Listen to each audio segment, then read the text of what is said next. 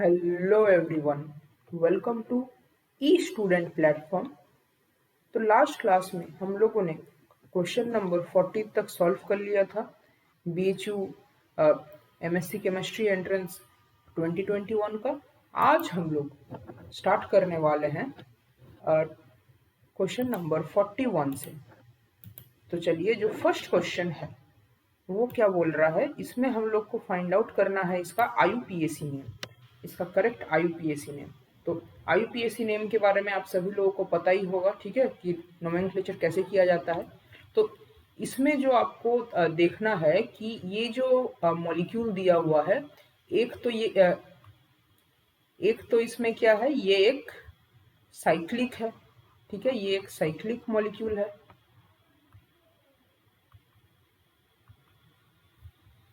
ठीक, ये एक साइक्लिक मॉलिक्यूल है या फिर ये एक आप रिंग कह सकते हैं। और दूसरा, इसमें प्रेजेंट है एक डबल बॉन्ड, यानी कि ये एक एल्कीन भी है। ठीक है, अब आपको इसका नोमेनक्लेचर करना पड़ेगा। तो सबसे पहले तो हम लोग क्या देखते हैं, ऐसे जब साइक्लिक मॉलिक्यूल आते हैं तो उनमें तो हम लोग देखते हैं कि जो पेरेंट चेन है वो क्या है। ठीक है, तो ये आपको क्लियरली दिख रहा है कि इसका जो पेरेंट चेन है वो क्या है, ये जो 5 मेंबर्ड रिंग है ये ही इसका पेरेंट चेन है। और ये जो मिथाइल ग्रुप है ये इसका एक ब्रांचिंग है, यानी ये इसका एक सब्स्टिट्यूएंट है। और इसमें आपको क्या दिख रहा है, एक एल्कीन है। तो ये जो 5 मेंबर्ड साइक्लिक रिंग है और इसमें एक डबल बॉन्ड है, ठीक है, 5 मेंबर्ड होगा मतलब ये एक पेंटेन, ठीक है, साइक्लोपेंटेन टाइप का है। और इसमें एक डबल बॉन्ड है तो ये क्या हो जाएगा, साइक्लोपेंटीन हो जाएगा। ठीक है, और वो हम लोग को हर ऑप्शन में मिल रहा है, साइक्लोपेंटीन साइक्लोपेंटीन साइक्लोपेंटीन साइक्लोपेंटीन। जो इसमें डिफ्रेंशिएटिंग फैक्टर है वो है, देखिए, एक में है 2 मिथाइल 3 मिथाइल 4 मिथाइल 5 मिथाइल। मतलब हम लोग को इस मिथाइल पोजीशन का, इस जो मिथाइल ग्रुप है उसका पोजीशन हम लोग को डिफाइन करना पड़ेगा। अच्छा, एक और बात देखिए, मैं आपको मतलब कि कैसे हम लोग नोमेनक्लेचर करेंगे वो तो मैं आपको बता दूंगा, लेकिन आपको मतलब कि क्वेश्चन देखकर, ऑप्शन देखकर आपको आइडिया होना चाहिए कि कौन सा ऑप्शन हो सकता है, नहीं हो सकता है। ठीक है, आपको पता होगा कि सपोज हम लोग यदि कोई ऐसा मॉलिक्यूल लिखते हैं, हाँ, CH3 CH2 CH double bond CH2, ठीक, ये है 4 कार्बन, तो इसको हम लोग लिख देंगे ब्यूटीन। ठीक है, या तो हम लोग इसे लिख सकते हैं ब्यूट 1 इन, इसे ऐसे लिख सकते हैं, या फिर हम लोग इसे लिख सकते हैं सिंपली ब्यूटीन। मगर यदि हम लोग के पास ऐसा मॉलिक्यूल हुआ CH3 bond CH double bond CH bond CH3, तो इसको हम लोग को लिखना ही पड़ेगा ब्यूट 2 इन, इसको हम लोग ब्यूटीन नहीं लिख सकते। ठीक है, तो मैं कहना ये चाह रहा हूं कि इसमें हर एक में क्या दिया हुआ है, साइक्लोपेंटीन पेंटीन पेंटीन, कोई इसमें पोजीशन मेंशन नहीं किया हुआ है, यानी कि ये क्या है, फर्स्ट पोजीशन है, साइक्लोपेंट 1 इन। ठीक है, तो यदि मैं इसको अच्छे से ड्रॉ करूं, देखिए, ये हो गया डबल बॉन्ड, ये हो गया मिथाइल सब्स्टिट्यूएंट। यानी कि ये बोला गया है कि या तो हम मतलब ये वाला जो एल्कीन है ये फर्स्ट पोजीशन पर है। ठीक है, यानी कि इसको हम लोग को नंबरिंग करने के लिए कुल 2 वेज होंगे। ठीक है, फर्स्ट वे क्या है, देखिए, यहाँ पर हम लोग नंबरिंग कर देंगे 1 2 3 4 5। ठीक है, तो ये हो गया इसका 5, तो फिर उस हिसाब से आंसर हो सकता है 5 मिथाइल साइक्लोपेंटीन, या फिर हम लोग इसमें क्या नंबरिंग चूज कर सकते हैं, देखिए, इसको हम लोग 1 देंगे, 1 2 3 4 एंड 5, तो इस हिसाब से आंसर हो सकता है 3 मिथाइल साइक्लोपेंटीन। ठीक है, यानी कि मैं ये बोलना चाह रहा था कि ये जो ऑप्शन 1 है और ये ऑप्शन 3 है ये तो कतई नहीं होंगे, तो हम लोग को देखना पड़ेगा इन दोनों में से कौन सा होता है। ठीक है, तो ये आपको मैं बता दूं कि जब भी हम लोग ऐसा नंबरिंग करेंगे तो उसमें हम लोग हमेशा ही, ठीक है, मतलब जब भी ऐसा एक एल्कीन के साथ एक ऐसा रिंग रहेगा तो जैसे हम लोग एसाइक्लिक मॉलिक्यूल्स के लिए करते हैं, वैसे ही हम लोग को साइक्लिक मॉलिक्यूल्स में भी रूल फॉलो करना है कि सबसे फर्स्ट प्रायोरिटी देना है एल्कीन को। ठीक है, तो एल्कीन को हम लोग को फर्स्ट प्रायोरिटी देना है, लेकिन उसके साथ साथ हम लोग को ये भी देखना है कि जो हम लोग का ये सब्स्टिट्यूएंट है उसको भी लोएस्ट पॉसिबल नंबर मिले। ठीक है, तो यदि हम लोग देखेंगे तो एक नंबर इस सब्स्टिट्यूएंट को मिल रहा है 3, एक नंबर मिल रहा है इसको 5। ठीक है, और ये हम सभी लोगों को पता है कि 3 इज लेस देन 5, मतलब 3 लोएस्ट पॉसिबल नंबर है, यानी कि हम लोग को इस नोमेनक्लेचर को फॉलो करना है, इसको नहीं। ठीक है, यानी कि ये जो ग्रीन कलर से जो मैंने आपको इसका ऑर्डर बताया है 1 2 3 4 5, ये हम लोग को सीरीज फॉलो करना है। तो हम लोग का आंसर हो जाएगा ये 3 मिथाइल साइक्लोपेंटीन। ठीक है, ये हम लोग का ये हम लोग का आंसर हो जाएगा। ठीक, चलिए अब नेक्स्ट क्वेश्चन की ओर बढ़ते हैं। ये है which of the following is not used as a stationary phase in TLC. सबसे पहली बात तो आपको टीएलसी का फुल फॉर्म पता होना चाहिए कि आखिर टीएलसी क्या होता है। देखिए, टीएलसी यानी कि थिन लेयर क्रोमेटोग्राफी। तो यदि आपको इसका फुल फॉर्म पता है तो आप इस क्वेश्चन को अटेम्प्ट कर सकते हैं। ठीक है, ये तो स्टेशनरी फेज और टीएलसी थिन लेयर क्रोमेटोग्राफी, तो इससे आपको पता चल रहा है कि ये जो क्वेश्चन है ये किससे है, एनालिटिकल केमिस्ट्री से है। ठीक है, एनालिटिकल, और उसमें भी ये किससे है, क्रोमेटोग्राफी चैप्टर से है। ठीक है, तो क्रोमेटोग्राफी में हम लोग पढ़ते हैं टाइप्स ऑफ क्रोमेटोग्राफी। उसमें एक टाइप आता है क्रोमेटोग्राफी का, वो होता है पेपर क्रोमेटोग्राफी। ठीक है, तो पेपर क्रोमेटोग्राफी में हम लोग पढ़ते हैं, सॉरी पेपर नहीं, हम लोग पढ़ते हैं प्लेनर क्रोमेटोग्राफी। प्लेनर क्रोमेटोग्राफी, और प्लेनर क्रोमेटोग्राफी के अंदर दो और सब डिविजन्स होते हैं। सबसे पहला है पेपर क्रोमेटोग्राफी और दूसरा है थिन लेयर क्रोमेटोग्राफी। तो ये क्वेश्चन है टीएलसी से, थिन लेयर क्रोमेटोग्राफी। ये सब मैं आपको इसीलिए बता रहा हूँ क्योंकि कई बार इस पोर्शन से भी क्वेश्चन आ चुका है कि इनमें से कौन सा एक प्लेनर क्रोमेटोग्राफी का एग्जाम्पल है। ठीक है, ऐसा टाइप का भी और भी कई तरीके से क्वेश्चन आया हुआ है। तो ये जो थिन लेयर क्रोमेटोग्राफी है, इसमें हम लोग को 2 फेज होता है। ठीक है, ये आपको पता ही होगा कि क्रोमेटोग्राफी में 2 फेज होता है। ठीक है, एक होता है हम लोगों के पास स्टेशनरी फेज और एक होता है हम लोगों के पास मोबाइल फेज। ठीक है, तो जो स्टेशनरी फेज होता है इसे थिन लेयर क्रोमेटोग्राफी में, टीएलसी, इसमें हम लोग क्या क्या यूज करते हैं। देखिए, इसमें क्या होता है, इसमें एक हम लोग के पास एक ग्लास से बना हुआ एक स्लाइड टाइप का ऐसा रहता है। ठीक है, मतलब एक रेक्टेंगुलर टाइप का, एक क्यूबॉइड टाइप का एक हम लोग के पास प्लेट रहता है ग्लास से बना हुआ। उसके ऊपर हम लोग अपना स्टेशनरी फेस लगाते हैं, जो कि आमतौर पर मोस्ट कॉमनली हम लोग यूज करते हैं सिलिका जेल। ठीक है, तो सिलिका जेल हम लोग इसमें बहुत ही कॉमनली यूज करते हैं, और फिर हम लोग इसे at an angle of 45 degrees पर इसे हम लोग प्लेस करते हैं। ठीक है, क्योंकि इसमें जो मूवमेंट होता है वो बहुत फास्ट होता है, इसीलिए हम लोग इसे एकदम से वर्टिकल न रखते हुए हम लोग इसे थोड़ा सा स्लांट कर देते हैं। तो ये हम लोग आमतौर पर यूज करते हैं सिलिका जेल में। लेकिन क्वेश्चन आपसे क्या पूछा है, आपको गौर से देखना चाहिए। क्वेश्चन में पूछा है which of the following is not used. तो नॉट पर आपको ध्यान देना है क्योंकि कई बार ये हम लोग से मिस हो जाता है। नॉट यूज्ड, तो इसमें हम लोग क्या देखेंगे कि ये जो सिलिका जेल है ये भी हम लोग यूज करते हैं, जो एलुमिना है वो भी हम लोग यूज करते हैं, और जो सेल्यूलोज है वो भी हम लोग यूज करते हैं थिन लेयर क्रोमेटोग्राफी में। ठीक है, तो ये आपको मतलब कि पता होना चाहिए, इसके लिए कोई ऐसा खास एक्सप्लेनेशन वगैरह नहीं है, ये एक फैक्ट बेस्ड क्वेश्चन है। ठीक है, तो इसमें जो सही आंसर होगा वो है जिप्सम। जिप्सम हम लोग नहीं यूज करते हैं, इसमें स्टेशनरी फेज के तौर पर। ठीक है, तो ये आपको आंसर आना चाहिए, मतलब ये एक फैक्ट बेस्ड क्वेश्चन है। ठीक है, तो इसको भी अच्छे से देख लीजिए क्योंकि ये सेम क्वेश्चन भी काफी बार रिपीट हुआ है कि इनमें से कौन कौन सा स्टेशनरी फेज नहीं है टीएलसी में। ठीक है, तो ये जो हम लोग ग्लास का बना हुआ ये लेते हैं, इसके ऊपर या तो हम लोग सिलिका जेल रख सकते हैं, या तो एल्यूमिना रख सकते हैं, या तो सेल्यूलोज रख सकते हैं।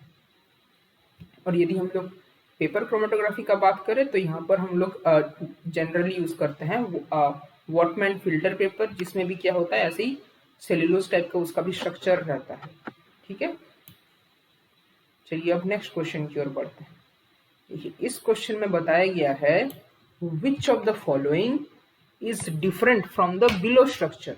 ठीक है, इसमें आपको ये बताना है कि ये जो हम लोग को एक स्ट्रक्चर बताया गया है ऐसा वेज डैश फॉर्म में, तो इनमें से कौन सा स्ट्रक्चर इसको रिप्रेजेंट नहीं करता है। ठीक है, इसको रिप्रेजेंट नहीं करता है, तो चलिए मैं आपको बताता हूँ। ठीक है, अब इसमें एक छोटा सा एक ये करेक्शन है, यहाँ पर होगा मिथाइल। ठीक है, अच्छा देखिए सबसे पहली बात तो आपको इस चेयर स्ट्रक्चर का एक आइडिया होना चाहिए। ठीक है, चेयर स्ट्रक्चर को हम लोग दो तरीके से लिख सकते हैं। जो सबसे पहला है इस फॉर्म में हम लोग इसे रिप्रेजेंट करेंगे, और दूसरा है इस फॉर्म में हम लोग इसे रिप्रेजेंट करेंगे। ठीक है, और ये दोनों आपस में इक्विलिब्रियम में रहते हैं। ठीक है, ये दो अलग अलग टाइप के चेयर फॉर्म है। ठीक है, और इनमें कुछ पोजीशंस होते हैं, जो ये होता है एक्सियल, ये इक्वेटोरियल, ये इक्वेटोरियल, ये एक्सियल। ठीक है, एक्सियल मतलब या तो वो ऊपर रहेगा या तो वो नीचे रहेगा।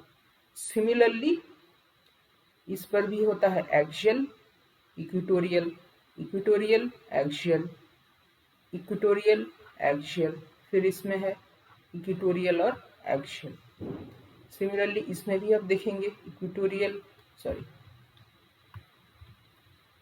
इसमें भी हम लोग देखेंगे इक्वेटोरियल, एक्सियल, इक्वेटोरियल, एक्सियल, यह है एक्सियल, इक्वेटोरियल, यह है इक्वेटोरियल, एक्सियल,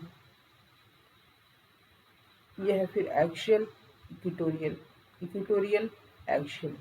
ठीक है, तो ऐसे ऐसे करके इसमें कुछ फॉर्म्स होते हैं। ठीक, मतलब इसमें ऐसे करके हम लोग बॉन्ड्स को शो करते हैं। अच्छा, और ये जो वेज और ये जो डैश है, ठीक है, इसमें आपको ये हमेशा पता होगा कि ये जो वेज होता है, ठीक है, वेज को हम लोग किससे डिनोट करेंगे, अप, और ये जो डैश है, डैश का यानी कि डाउन। ठीक है, यदि सपोज कीजिए हम लोग को शो करना है वेज में, यदि हम लोग को शो करना है ए, और डैश में हम लोग को शो करना है बी, है ना, तो यदि हम लोग इनमें से कोई भी एक स्ट्रक्चर लेते हैं, ठीक है, सपोज कीजिए हम लोग एक ये वाला स्ट्रक्चर लिए हैं। ठीक है, एक ये स्ट्रक्चर लिए हैं,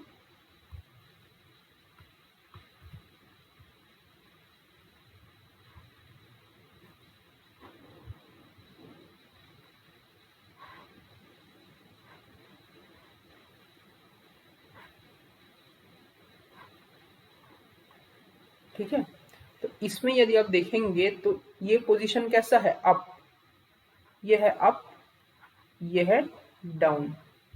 ठीक है, सिमिलरली ये है अप, ये है डाउन, ये है अप, ये है डाउन, ये है अप, ये है डाउन, ये है अप, ये है डाउन, ये है डाउन, ये है अप।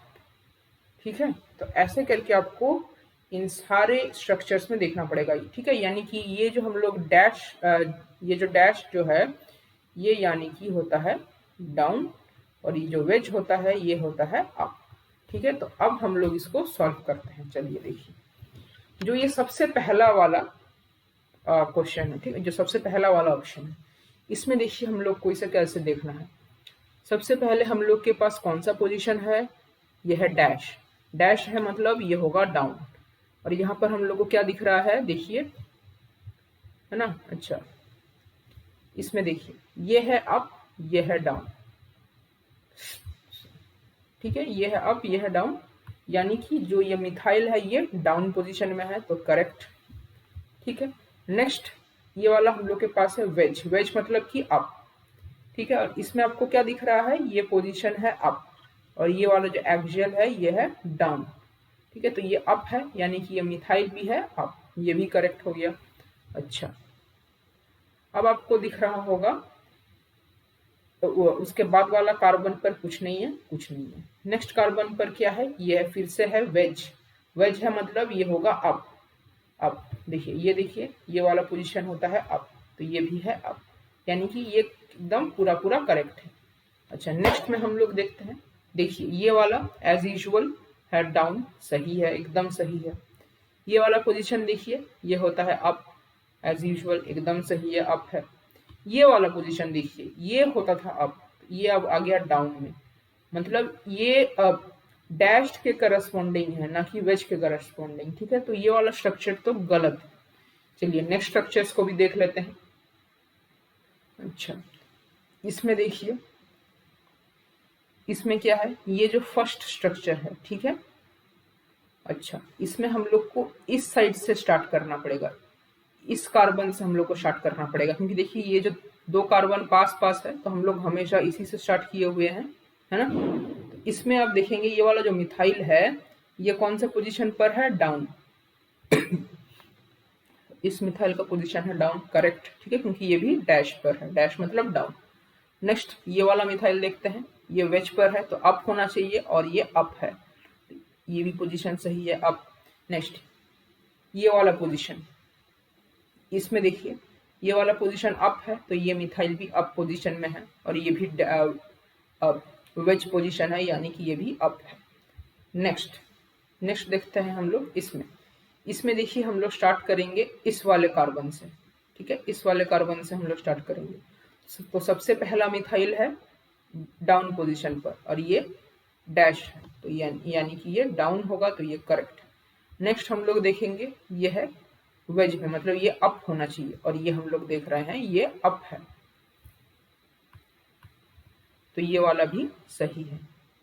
नेक्स्ट हम लोग देखेंगे एक कार्बन छोड़ने के बाद फिर से ये आया, तो ये क्या होना चाहिए, डैश, ये वेज है यानी कि ये भी अप होना चाहिए, तो इसे भी हम लोग देखेंगे, देखिए ये और ये भी अप है, ठीक है, तो ये भी हम लोग का करेक्ट है, ये भी हम लोग का करेक्ट है, ठीक है, तो इसमें भी हम लोग को क्या बोला है, which of the following is different, इस पर आपको ध्यान देना चाहिए, डिफरेंट, ठीक है, सेम नहीं बोला है, डिफरेंट, है ना, तो ये भी ट्रू है, ये भी ट्रू है, ये भी ट्रू है, और ये स्ट्रक्चर फॉल्स है, तो इसमें हम लोगों का क्या आंसर होगा, वो होगा क्वेश्चन नंबर, ये वो होगा ऑप्शन नंबर 2, ठीक है, ये इसका गलत रिप्रेजेंटेशन है, ठीक है, इसको अच्छे से देख लीजिएगा।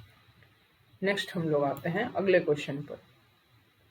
अगला क्वेश्चन देखिए, इसमें बोल रहा है the orthorhombic unit cell of SiCl3, ठीक है, the orthorhombic unit cell of SiCl3 has the dimensions A is equals to this much, B is equals to this much, C is equals to this much, the spacing D of 3 to 1 planes is।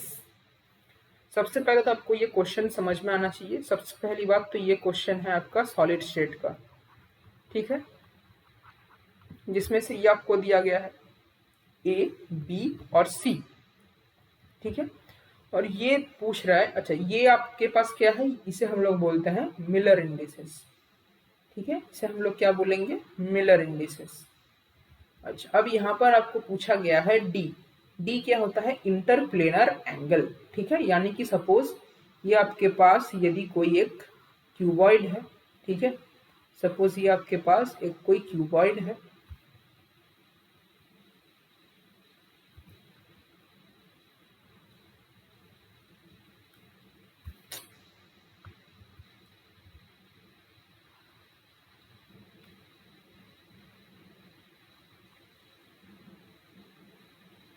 है ना। ये यदि आपके पास एक cuboid है तो इसमें से एक प्लेन ये है आपके पास, ठीक है, और दूसरा प्लेन सपोज कीजिए ये है आपके पास। अब आपको पूछा है इन दोनों प्लेन्स का बीच वाला डिस्टेंस, ठीक है, ये आपको पूछा है इंटरप्लेनर डिस्टेंस। ठीक है, सबसे पहली बात तो एक हम लोग फॉर्मूला हमेशा से पढ़ते आए हैं, क्या है ये इंटरप्लेनर डिस्टेंस निकालने के लिए। वो फॉर्मूला है 1/d² is equals to h²/a² plus k² plus l²/c²। लेकिन आपको ये पता होना चाहिए कि ये फॉर्मूला कब एप्लीकेबल है और क्यों एप्लीकेबल है, ठीक है। क्योंकि यहाँ पर आपको देखिए पूछ रहा है ये एक ऑर्थोरोम्बिक यूनिट सेल है ना, और आमतौर पर हम लोग किसके लिए कैलकुलेशन करते हैं, क्यूबिक यूनिट सेल वगैरह के लिए, ठीक है। तो ये आपको पता होना चाहिए कि ये फॉर्मूला किसके लिए एप्लीकेबल है। तो ये फॉर्मूला एप्लीकेबल है 3 यूनिट सेल्स के लिए, ठीक है, 3 तरीके के यूनिट सेल्स हैं उनके लिए ये एप्लीकेबल है। सबसे पहला होता है क्यूबिक यूनिट सेल जो हम लोग अक्सर पढ़ते हैं। नेक्स्ट होता है टेट्रागोनल यूनिट सेल और उसके बाद होता है हम लोग का ऑर्थोरोम्बिक यूनिट सेल, ठीक है। फर्स्ट होगा क्यूबिक, सेकंड होगा हम लोग के पास टेट्रागोनल,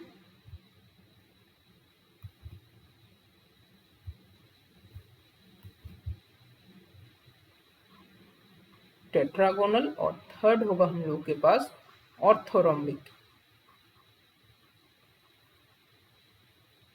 ठीक है। और इन सब में क्या कॉमन है, क्यों इनके लिए एप्लीकेबल है, वो मैं आपको अभी बताने वाला हूँ।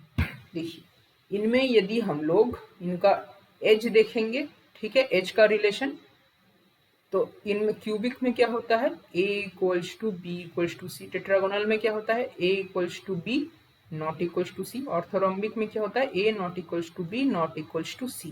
मगर यदि हम लोग इनका एंगल्स के बीच का रिलेशन देखेंगे तब आपको समझ में आएगा।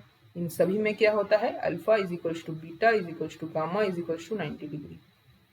इसमें भी क्या होगा अल्फा = β = γ = 90 डिग्री। इसमें भी क्या होगा अल्फा = β = γ = 90 डिग्री। तो क्योंकि इन सभी में क्या है ये अल्फा = β = γ = 90 डिग्री है, इसीलिए ये वाला जो फॉर्मूला है ये इन तीनों के लिए ही एप्लीकेबल होता है, ठीक है। अब चलिए हम लोग नेक्स्ट क्वेश्चन, अब इसका हम लोग सॉल्व करते हैं।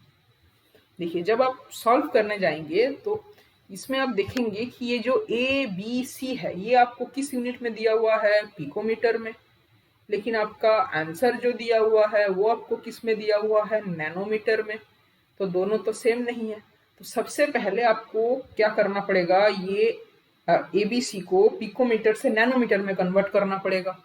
और ये हम सभी लोगों को अच्छे से पता है कि 1 picometre is equal to 10⁻⁻12 metre और 1 nanometre is equal to 10⁻⁹ metre. तो यहाँ से क्लियर हो गया 1 picometre is equal to 10⁻³ metre, sorry 3 nanometre, ठीक है। 1 picometre is equal to 10⁻³ nanometre. तो फिर हम लोग के पास क्या क्या वैल्यू आए, ए आएगा आपके पास 0.812 नैनोमीटर, बी आएगा आपके पास 0.947 नैनोमीटर और सी आएगा आपके पास कितना आएगा 0.637 नैनोमीटर। अब इसके बाद हम लोगों को सॉल्व करना पड़ेगा इसे। तो अब इसको हम लोग फॉर्मूला में पुट करेंगे तो ये हम लोग के पास आएगा 1/d² इज इक्वल्स टू, देखिए ये वाला जो होता है मिलर इंडिसेस ये आपको किस फॉर्म में मिलेगा h, k एंड l, ठीक है। तो h का वैल्यू क्या हो गया आपके पास, देखिए आपके पास h हो गया 3, k हो गया 2, l हो गया 1, ठीक है। तो यहाँ पर हम लोग लिख देंगे 3² by plus 2² by plus 1² by, यहाँ पर आपके पास क्या आ जाएगा 0.812 का होल स्क्वायर, 0.812 812 का स्क्वायर प्लस 0.947 का स्क्वायर प्लस 0.637 का स्क्वायर। ठीक है, इसी को आपको सॉल्व करना है ना। अब ये तो आपको पता है 3 स्क्वायर होता है 9, 2 स्क्वायर होता है 4, 1 स्क्वायर होता है 1। अब दिक्कत ये है कि बीएचयू में आपको कैलकुलेटर मिलता नहीं, तो इसको सॉल्व करने के लिए आपको कुछ एस्टिमेशन का तो हेल्प लेना पड़ेगा, नहीं तो ये सॉल्व कर पाना बहुत मुश्किल है। ठीक है, आप में भी इसे ऐसे देख सकते हैं कि आप इसको 800 कर दीजिए, इसको आप में भी 950 कर दीजिए, इसको आप में भी 600 कर दीजिए। ठीक है, ऐसे के मतलब थोड़ा थोड़ा आपको अप्रोक्सीमेशन करना ही पड़ेगा, नहीं तो आप मतलब कि बिना कैलकुलेटर का सॉल्व करना बहुत दिक्कत है। ठीक है, इसको में भी आप 1000 कर दीजिए, इसको 900, इसको 600 कर दीजिए। ठीक है, ऐसे करके आपको सॉल्व करना पड़ेगा, नहीं तो ये थोड़ा दिक्कत वाली बात हो जाएगी। ठीक है, मेरे पास तो कैलकुलेटर है, मैं आपको कैलकुलेटर से एग्जैक्ट कैलकुलेट करके बता दे रहा हूँ। इसका जो आपके पास वैल्यू आएगा इस पूरे का, वो आएगा आपके पास 20.5746। ठीक है, इसका वैल्यू आएगा 20.5746 के अप्रॉक्स। ये आपके पास आया 1/d स्क्वायर का।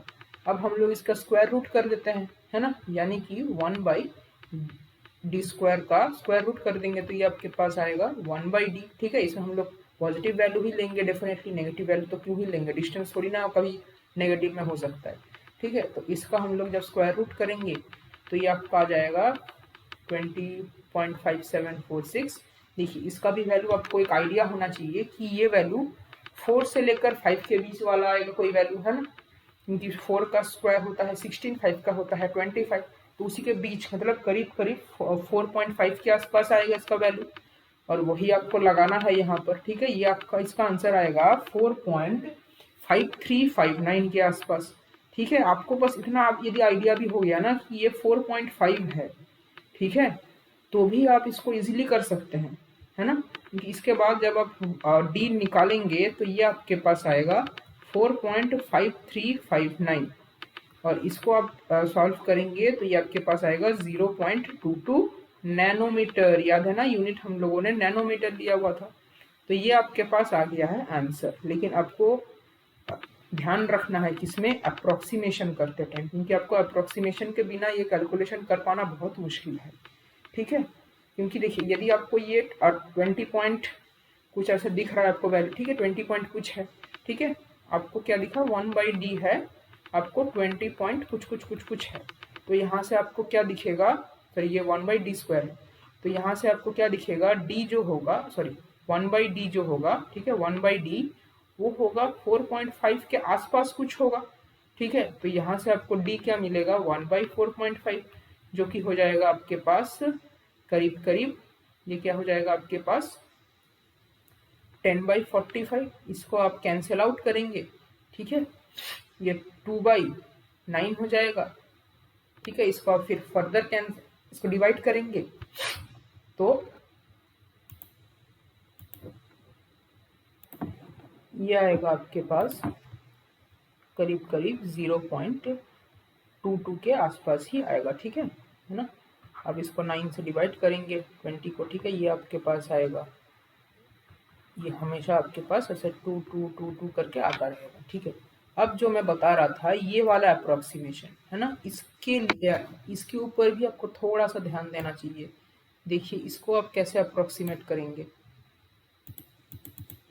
ये आपके पास क्या है, इसको मैं बोल रहा हूँ ये 812 को आप 800 ले लीजिए। ठीक है, तो ये आपके पास आ गया 3 स्क्वायर बाई 0.8 का स्क्वायर प्लस आपके पास आ गया 2 स्क्वायर बाई 1.0 का स्क्वायर, ये आपके पास आ गया 1 स्क्वायर बाई 0.6 का स्क्वायर।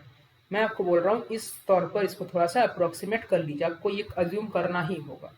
ठीक है, इसको आप क्या लिखेंगे 9/0.36, इसको आप क्या लिखेंगे 4/1, इसको आप क्या लिखेंगे 1/0.36, सॉरी ये आ जाएगा,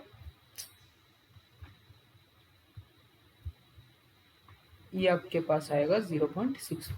ठीक है, तो इसको जब आप सॉल्व करेंगे तो आपके पास करीब करीब आंसर आएगा 20.85, ऐसे ऐसे कुछ कुछ आएगा। तो वही आपको दिख रहा है ये 20 पॉइंट समथिंग है, तो फिर आप इस स्टेप्स में जा करके आप इसका एक अप्रोक्सीमेट वैल्यू निकाल सकते हैं। तो ये आपको ध्यान रखना है, क्योंकि बीएचयू एंट्रेंस में तो ऐसे ही करना पड़ेगा आपको, अप्रोक्सीमेशन का ही खेल है, नो कैलकुलेटर अलाउड। ठीक है, कि ऑनलाइन एग्जाम में भी हम लोग को कोई भी कैलकुलेटर नहीं दिया गया था, जैसे कि हम लोग को जैम एग्जाम में मिलता है, जैम में हो या गेट में हो मिलता है, बट इसमें नहीं मिला था। ना वर्चुअल कैलकुलेटर अलाउड था और ना ही कोई फिजिकल कैलकुलेटर अलाउड था। अच्छा, चलिए अब हम लोग नेक्स्ट क्वेश्चन में देखते हैं। इस क्वेश्चन में क्या बताया गया कि हम लोग को इसमें करेक्ट मैच निकालना है ना। तो करेक्ट मैच निकालना है मतलब इसमें हम लोग को एक तरफ दिया गया है इसका स्पेक्ट्रा, मतलब ये कौन सा टाइप का स्पेक्ट्रा है, और दूसरी तरफ दिया है कि वो कौन से रीजन में लाई करता है। एक में दिया है रोटेशनल स्पेक्ट्रा, एक में है वाइब्रेशनल स्पेक्ट्रा, एक में है इलेक्ट्रॉनिक स्पेक्ट्रा, एक में है एनएमआर स्पेक्ट्रा। चलिए मैं इसे आपको एक्सप्लेन करता हूँ। ठीक है, सबसे पहले मैं वैसे लाइन खींच लेता हूँ, आपको एक्सप्लेन करने में आसानी होगा। ठीक है,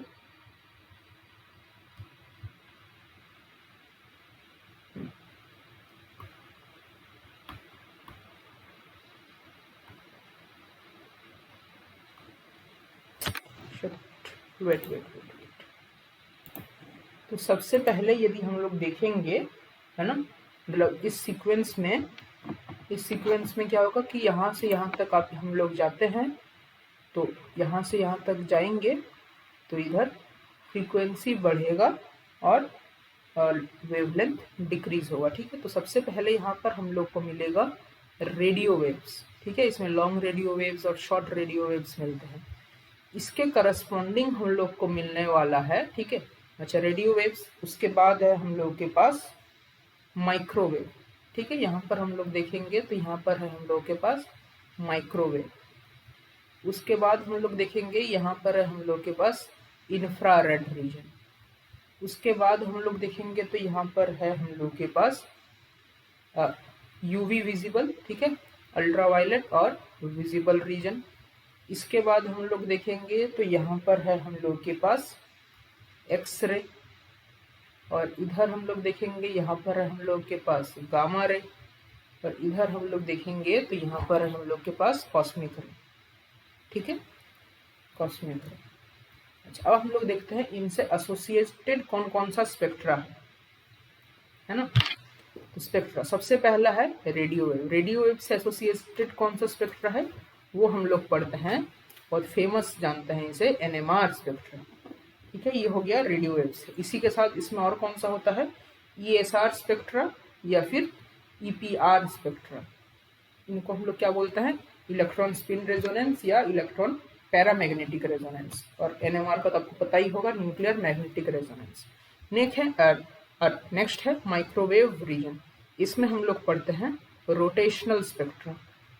इसे हम लोग रोटेशनल स्पेक्ट्रा बोलते हैं या फिर इसे हम लोग माइक्रोवेव स्पेक्ट्रा भी बोलते हैं। नेक्स्ट है हम लोग के पास इंफ्रारेड। इंफ्रारेड रीजन में हम लोग क्या पढ़ते हैं, वाइब्रेशनल स्पेक्ट्रा। वाइब्रेशनल स्पेक्ट्रा या फिर हम लोग इसे इंफ्रारेड स्पेक्ट्रा के नाम से भी जानते हैं, आईआर स्पेक्ट्रोस्कोपी। नेक्स्ट हम लोग के पास यूवी एंड विजिबल रीजन। इसके करस्पॉन्डिंग हम लोग को क्या मिलता है, इलेक्ट्रॉनिक स्पेक्ट्रा। क्या मिलेगा, इलेक्ट्रॉनिक स्पेक्ट्रा। नेक्स्ट हम लोग के पास एक्सरे।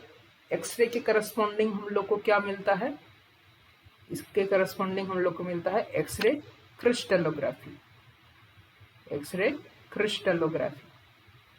नेक्स्ट है हम लोग के पास गामा रे। गामा रे के करस्पॉन्डिंग हम लोग को क्या मिलता है, ये आप एमएससी में आएंगे तो आप पढ़ेंगे, ये है मोसबेयर स्पेक्ट्रोस्कोपी। ठीक है, इसका स्पेलिंग वगैरह देख लेना आप।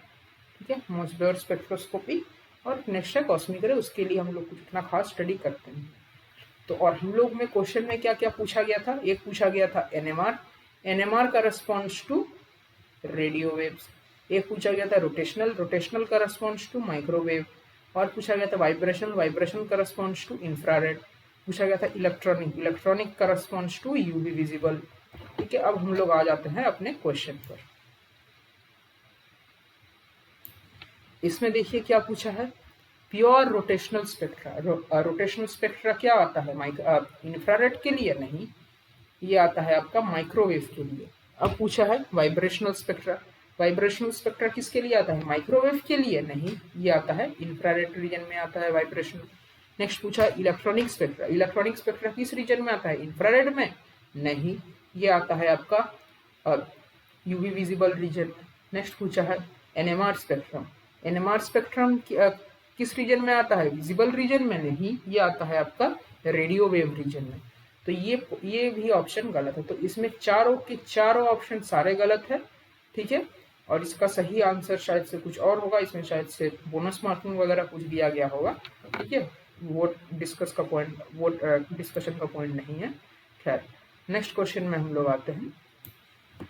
देखिए, इसमें आपको दो स्टेटमेंट दिया है, आपको ये बताना है कि कौन सा स्टेटमेंट सही है, कौन सा गलत है ना। और ये क्वेश्चन मतलब इस टाइप का पैटर्न का क्वेश्चन भी 2021 से ही आ रहा है।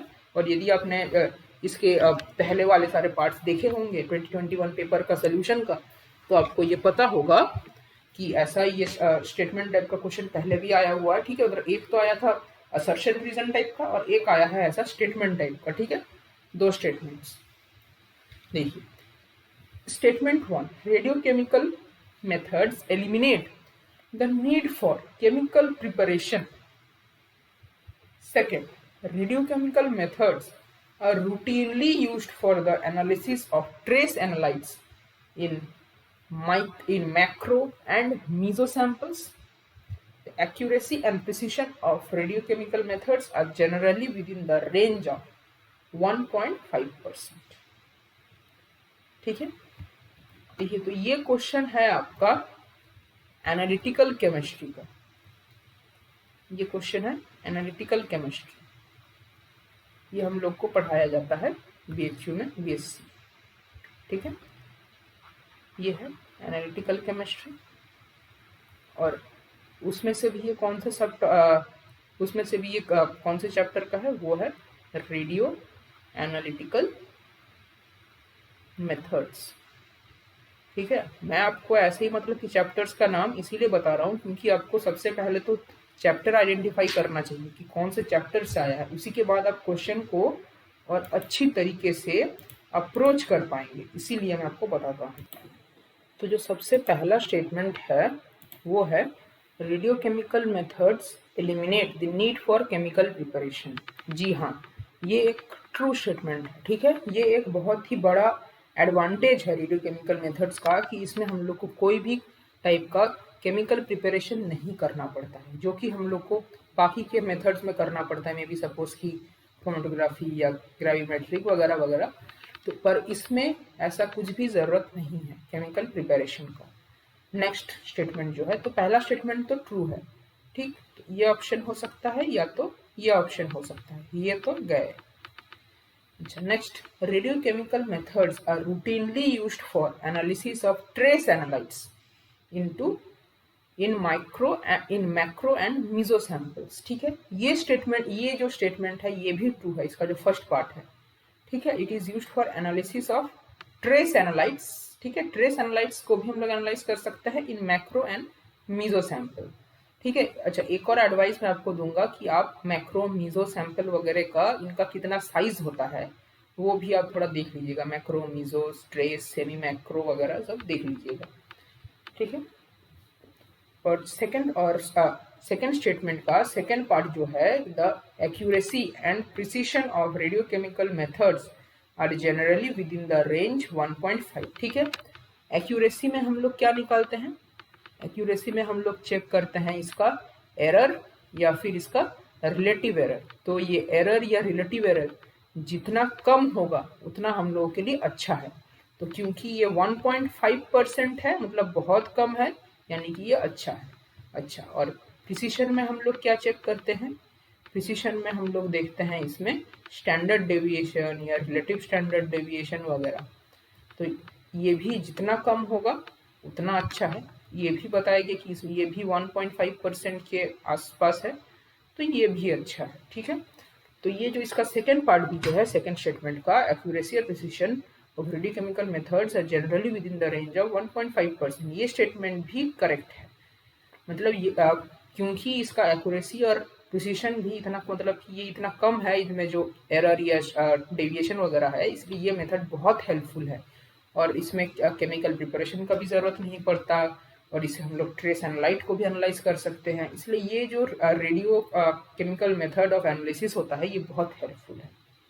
ठीक है, तो ये स्टेटमेंट भी ट्रू है। अच्छा, ये रेडियो केमिकल मेथड्स में कौन कौन सा आता है? एक आता है हम लोग के पास आइसोटोप डाइल्यूशन मेथड, और एक आता है हम लोग के पास neutron activation analysis.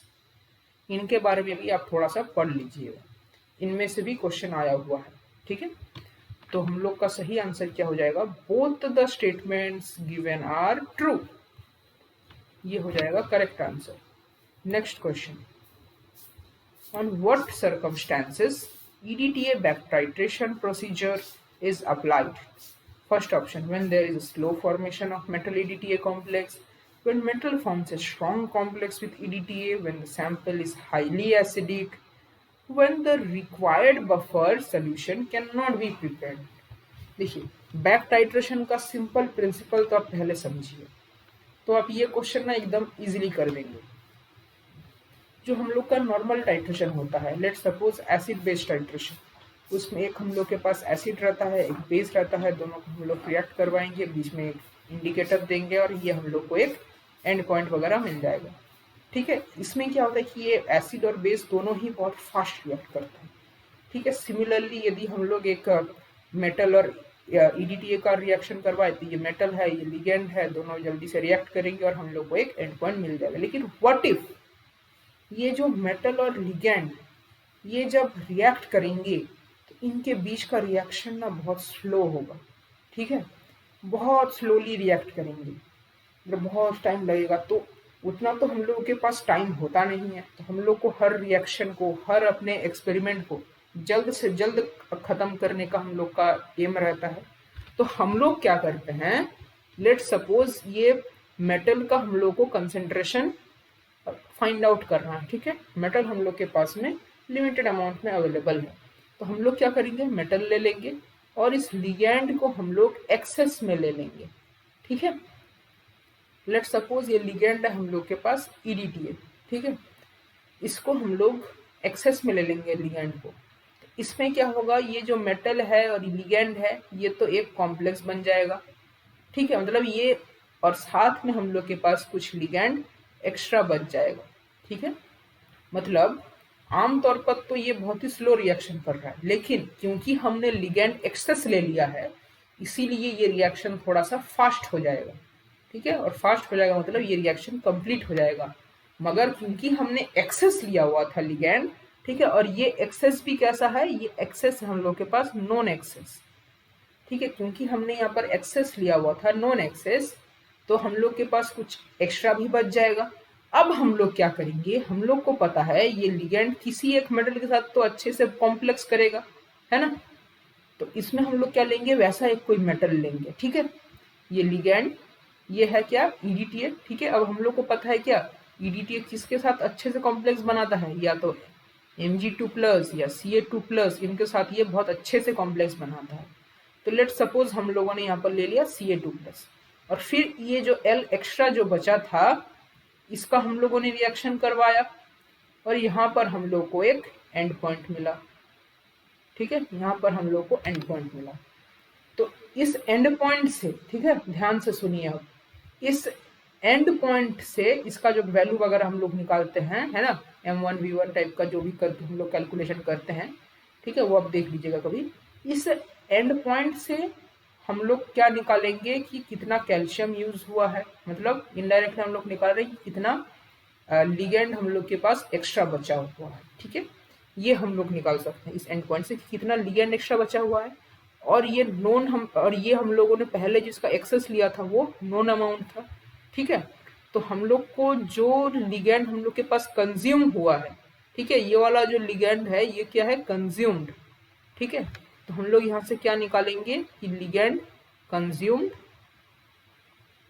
Is equals to ligand excess minus ligand extra.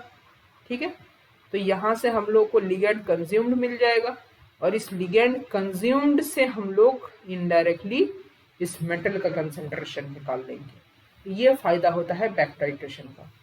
तो यदि हम लोग यहाँ पर मेटल और ईडीटीए का टाइट्रेशन करेंगे तो यहाँ पर हम लोग बैक टाइट्रेशन 2 केसेस में लेते हैं, ध्यान दीजिएगा।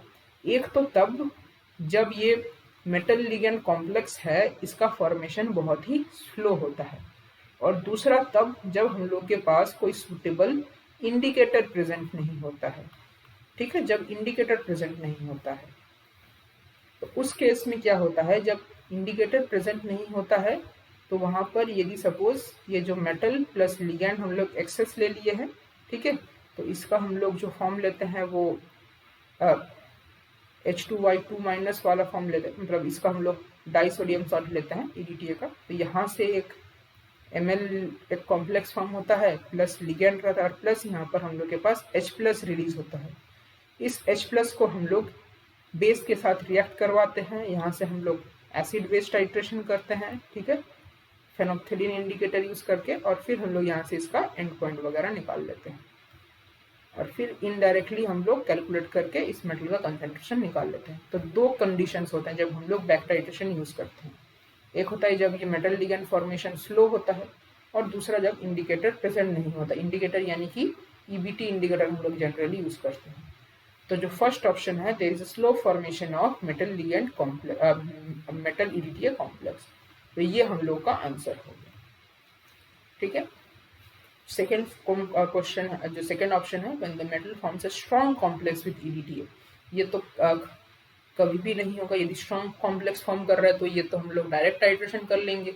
When the sample solution is highly acidic, नहीं, ये भी नहीं है, ठीक है, क्योंकि ऐसा भी नहीं होता है। When the required buffer solution can not be prepared, buffer नहीं, हम लोग इंडिकेटर यदि नहीं होता है तब हम लोग इसे यूज करते हैं, ठीक है।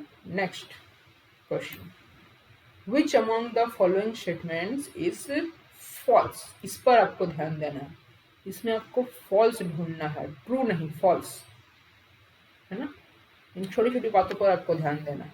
First option, some orbitals do not have any nodes। some orbitals यानी कि ये आपका एटॉमिक ऑर्बिटल भी हो सकता है, ये आपका मॉलिक्यूलर ऑर्बिटल भी हो सकता है, ठीक है। सम ऑर्बिटल्स के पास, मतलब कुछ ऑर्बिटल्स ऐसे होते हैं जिनके पास कोई भी नोड्स नहीं होता है।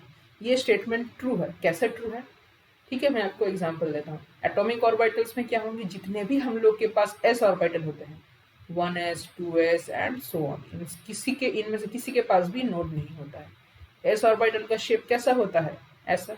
इसमें नोड आपको कहाँ दिख रहा है, कहीं भी नहीं है।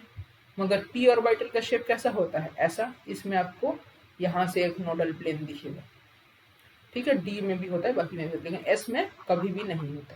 अच्छा, मॉलिक्यूलर ऑर्बिटल की बात करेंगे तो इसमें आप देखेंगे कि जो सिग्मा होता है, sigma molecular orbital, sigma star नहीं, सिग्मा, सिग्मा के पास कोई भी नोड नहीं होता, ये होता है सिग्मा, इसके पास भी कोई भी नोड नहीं है। मगर यदि सिग्मा स्टार हो गया, इसके पास भी नोड है। यदि पाई हो गया, पाई में भी नोड है, ऐसे करके पाई स्टार में भी नोड है, ठीक है। तो ये स्टेटमेंट ट्रू हो गया। तो मतलब कुछ में तो होता है कि नोड प्रेजेंट नहीं होता है। Next, the pi molecular orbitals of buta-1,3-diene are resulting from 2p atomic orbitals of carbon atom and there are 4 of them, ठीक है। तो सबसे पहले हम लोग का स्ट्रक्चर ड्रॉ कर लेते हैं। buta-1,3-diene, ठीक है, मतलब इसमें 4 कार्बन है, 1 2 3 और 4। इसमें बोला है 1 और 3 पोजीशन में डबल बॉन्ड है, ये 1, ठीक है, ये 1 हो गया, और ये 3 पोजीशन, इनमें क्या है, डबल बॉन्ड प्रेजेंट है, ठीक है। तो ये आपका हो गया CH2, ये आपका हो गया C, CH CH CH2, ठीक है। ये आपका हो गया स्ट्रक्चर buta-1,3-diene। अच्छा, अब इसमें आप क्या देख रहे हैं, इसमें ये जो है कि कार्बन कार्बन के बीच में पाई बॉन्ड फॉर्म हो रहा है। तो वो कैसे पॉसिबल है, वो इनके बीच का जो p ऑर्बिटल है वही ओवरलैप करेगा, है ना। और कार्बन के पास कौन सा p ऑर्बिटल होता है, ये तो सभी को पता है, कार्बन के पास क्या होता है, 2p ऑर्बिटल होता है, ठीक है।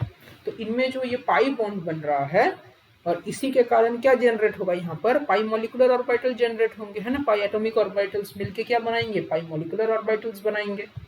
तो वो पाई मोलिकुलर ऑर्बिटल्स किसके कारण बन रहा है, ये 2p atomic orbitals of carbon. तो ये स्टेटमेंट इसका फर्स्ट पार्ट तो सही है, ठीक है, कि ये 2p एटॉमिक से बन रहा है, correct. And there are 4 of them, है ना, तो ये भी सही है। देखिए एक आपके पास यहाँ मिल जाएगा, एक पाई बॉन्ड में दो दो ऑर्बिटल्स होते हैं, ठीक है, इसमें भी एक पाई बॉन्ड में दो दो ऑर्बिटल्स होंगे, ठीक। तो यहाँ पर आपको 1 2 3 और 4, तो ये स्टेटमेंट भी आपको मिल गया true. Next statement, any orbital can accommodate up to 2 electrons, ठीक है, ये इसका फर्स्ट पोर्शन तो सही है कि कोई भी ऑर्बिटल में 2 इलेक्ट्रॉन्स तो होते ही हैं। So buta 1,3 diene has 8 pi electrons, मतलब इसमें बोल रहा है क्योंकि ये वाला जो मॉलिक्यूल है ब्यूटा 1,3 डाइन, इसमें हम लोग के पास 4 2p ऑर्बिटल्स है ना, इसमें हम लोग के पास 4 2p ऑर्बिटल्स है, इसीलिए, और हर ऑर्बिटल में क्या है कि 2 इलेक्ट्रॉन्स तक मैक्सिमम हो सकता है, इसीलिए इसमें क्या होना चाहिए, क्योंकि हर ऑर्बिटल में 2 इलेक्ट्रॉन्स हो सकते हैं, इसीलिए इसमें मैक्सिमम तो 8 इलेक्ट्रॉन्स का पॉसिबिलिटी है, तो इसमें 8 इलेक्ट्रॉन्स होगा टोटल। लेकिन वो तो जरा सर गलत स्टेटमेंट है, कैसे मैं बताता हूँ। यदि इनके बीच में पाई बॉन्ड फॉर्मेशन होना है तो एक बॉन्ड के लिए क्या होता है, टोटल 2 ही ना इलेक्ट्रॉन्स होंगे, ठीक है। एक यदि बॉन्ड है तो उसमें 2 इलेक्ट्रॉन्स होंगे, जिसमें से यदि कार्बन का पाई बॉन्ड बनाना है तो इस p ऑर्बिटल के पास 1 इलेक्ट्रॉन होगा और इस p ऑर्बिटल के पास 1 इलेक्ट्रॉन होगा, फिर दोनों में ऐसे साइड वाइज ओवरलैप होगा और एक पाई बॉन्ड फॉर्म होगा। लेकिन ऐसा थोड़ी ना है कि इन दोनों के पास में यदि दो दो ऑर्बिटल्स दो दो इलेक्ट्रॉन्स हो गए तब तो इस एक बॉन्ड में आपको 4 इलेक्ट्रॉन शो करना पड़ेगा, वो तो जरा सा मतलब इलॉजिकल स्टेटमेंट है। तो इसीलिए ये स्टेटमेंट गलत है, क्योंकि यहाँ पर 4 पाई ऑर्बिटल्स हैं, 4 2p ऑर्बिटल्स हैं जो पाई बॉन्ड बना रहे हैं, तो फिर यहाँ पर 4 पाई इलेक्ट्रॉन्स होंगे, ना कि 8, ठीक है, ये स्टेटमेंट गलत है। Next, the complete set of molecular orbitals obtained by combining atomic orbitals include an increased number of nodes, यानी कि बोल रहे हैं कि सपोज हम लोगों ने 2 ऑर्बिटल लिया, ठीक है, एक एटॉमिक ऑर्बिटल प्लस एक एटॉमिक ऑर्बिटल, और यहाँ से हमने, ठीक है, यहाँ पर 2 एटॉमिक ऑर्बिटल है, ठीक है, 2 एटॉमिक ऑर्बिटल है, तो ये हम लोगों को देगा 2 मोलिकुलर ऑर्बिटल देगा, ठीक है, 2 मोलिकुलर ऑर्बिटल, मतलब जितने एटॉमिक ऑर्बिटल है उतने मोलिकुलर ऑर्बिटल। अब इसमें बोल रहा है सपोज इन 2 एटॉमिक ऑर्बिटल्स में टोटल नोड्स कितने प्रेजेंट है, इसमें यदि नोड्स प्रेजेंट है x, तो इनमें प्रेजेंट होगा x+1 या x+2, ऐसे मतलब इससे ज्यादा ही होगा, ठीक है, मतलब ये जो टोटल है it should be more than x, ये बोलना चाह रहा है। तो ये स्टेटमेंट भी ट्रू है, कैसे मैं आपको बताता हूँ। सपोज हम लोगों को सिग्मा मोलिकुलर ऑर्बिटल बनाना है और हमने इसके लिए 2 s ऑर्बिटल को लिया, एक s, इनको हम ऐड करेंगे, तो यहाँ पर हम लोग के पास क्या क्या बनेगा, एक बनेगा हम लोग के पास सिग्मा, एक बनेगा हम लोग के पास सिग्मा स्टार। सिग्मा का शेप कैसा होगा, ऐसा, सिग्मा स्टार का शेप कैसा होगा, ऐसा, ठीक है। तो s ऑर्बिटल यानी कि इसमें भी नंबर ऑफ नोड्स कितने होंगे, 0, और इसमें भी 0, यानी कि जो टोटल नंबर ऑफ नोड्स होगा वो 0। मगर इसमें देखिए क्या होगा, इस सिग्मा में तो होगा 0, लेकिन ये जो सिग्मा स्टार है इसमें एक नोड प्रेजेंट है, तो इस टोटल जो मोलिकुलर ऑर्बिटल है इसमें एक नोड प्रेजेंट है, तो विच इज ग्रेटर देन 0, मतलब ये मोलिकुलर ऑर्बिटल में जो भी नोड्स प्रेजेंट है वो एटॉमिक ऑर्बिटल से ज्यादा है, यही बोलना चाह रहे हैं, ठीक है। ऐसे ही करके आप और भी एग्जांपल्स ट्राई कर सकते हैं, ठीक है। तो इसका हम लोग के पास क्या करेक्ट आंसर हुआ, थर्ड स्टेटमेंट। चलिए अब नेक्स्ट क्वेश्चन हम लोग देखते हैं। नेक्स्ट क्वेश्चन बहुत ही सिंपल सा क्वेश्चन है, इसमें क्या बोला है, which of the following term symbols is not correct for a state corresponding to L is equals to 2 and S is equals to 1, ठीक है। सबसे पहले तो मैं आपको इसका सही तरीका बता दूंगा और लास्ट में मैं आपको इसका शॉर्टकट भी बता दूंगा, मतलब यदि यही क्वेश्चन आया तो आप इसको कैसे टैकल कर सकते हैं, ठीक है। ये देखिए इसमें आपको बताया गया है L is equals to 2, S is equals to 1, तो आपको सारे वैल्यूज दे दिए गए हैं। अच्छा, जो टर्म सिंबल होता है टर्म सिंबल का आपको क्या फॉर्मूला पता है? बहुत सिंपल है, ये होता है 2s + 1, यहाँ पर होता है l, यहाँ पर होता है j। ठीक है, अब आपको s का वैल्यू आपको दिया हुआ है ना, s कितना हुआ आपके पास 1, तो फिर आपके पास 2s + 1, ठीक है, 2s + 1, इसको हम लोग क्या बोलते हैं, स्पिन मल्टीप्लिसिटी भी बोलते हैं। 2s + 1 क्या हो जाएगा आपके पास, 2 × 1 + 1 विच इज इक्वल टू 3। अच्छा, और l का वैल्यू आपको दिया हुआ है l = 3। अच्छा, l का वैल्यू आपको बता देता हूँ, जैसे हम लोग स्मॉल l में देखते हैं वैसे ही कैपिटल L होता है। तो फिर ये आपके पास हो जाएगा, यदि l का वैल्यू हो गया 0, 1, 2, 3, 4 एंड सो ऑन। इधर ये जो आपका आएगा वो क्या क्या आएगा, देखिए इसके लिए आएगा S, T, D, F, G and so on. ठीक है, मतलब जैसे हम लोग स्मॉल l के लिए देखते थे ऑर्बिटल्स वगैरह, वैसे ही हम लोग को कैपिटल L के लिए भी सेम टाइप के ही होंगे। तो यहाँ पर हम लोग को क्या बताया गया कि L = 2, यानी कि ये होगा D। ठीक है, और एक हम लोग को मिला है 2s + 1 का वैल्यू 3। ठीक है, तो हम लोग के पास ओवरऑल क्या टर्म आएगा, 3D, और यहाँ पर एक कुछ J आएगा। क्या आएगा J वो हम लोग को नहीं पता। ठीक है, अभी तक हम लोग यहाँ तक पहुंचे हैं। अब यहाँ तक हम लोग पहुंचे हैं तो देखिए इससे आंसर क्या क्या मैच कर रहा है। यह है देखिए 3D1, 3D है हाँ, 3D2, 3D है हाँ, 3D3, देखिए ये ट्रू है, ये ट्रू है, ये ट्रू है, 3D3। ठीक है, सब में 3 और D है। इसमें देखिए ये क्या हो गया, ये तो 31P है, मतलब ना तो इसमें SM मैच कर रहा है ना तो इसमें L मैच कर रहा है, तो ये हो गया फॉल्स, तो ये हो गया आंसर। ठीक है, अब यदि मानिए आपको फॉर्मूला हो गए हैं, आपको अब फॉर्मूला गए हैं भूल, ठीक है, आपको फॉर्मूला याद है,